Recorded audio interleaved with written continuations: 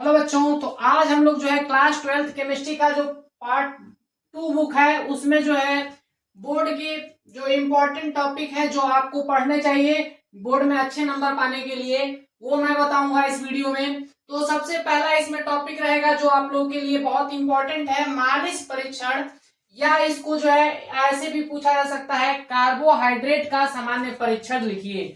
ये जो है आप लोग के बोर्ड में देखने को मिल सकता है। ज्विटर आयन क्या होता है, इससे रिलेटेड भी प्रश्न पूछा जा सकता है। फिर उसके बाद टॉलेन अभिकर्मक के बारे में क्वेश्चन आप लोग देख लेंगे, टॉलेन अभिकर्मक क्या है, ठीक है। उसके बाद इसका इस्तेमाल क्या है, ये जो है आपको पता होना चाहिए। उसके बाद जो है न्यूक्लिक अम्ल के बारे में आप लोग अच्छे से पढ़ेंगे।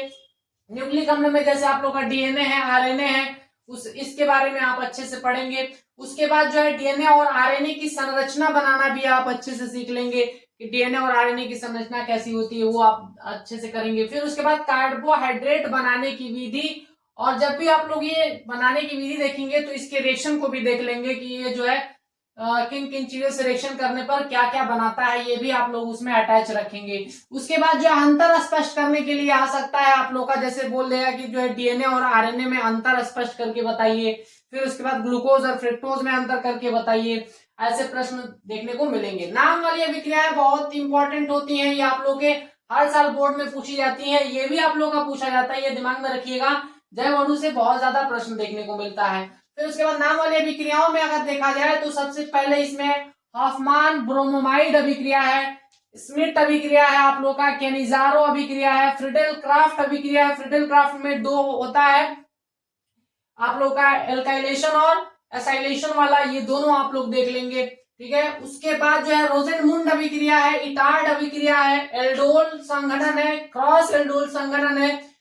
उसके बाद जो है रीमर टीमैन अभिक्रिया है, इसको राइमर टीमैन अभिक्रिया भी बोला जाता है, ये भी आप लोगों को देखने को मिल सकता है। फिर उसके बाद जो है कोल्बे अभिक्रिया को भी देख लेंगे आप, और अगर इससे ज्यादा आप एक्स्ट्रा करते हैं तो आपके लिए और भी अच्छा हो सकता है। फिर उसके बाद विभेद करने वाले जो है प्रश्न पूछे जाते हैं आपके बोर्ड एग्जाम में। जैसे आप लोगों से पूछ लिया जाएगा कि प्राथमिक, द्वितीयक और तृतीयक।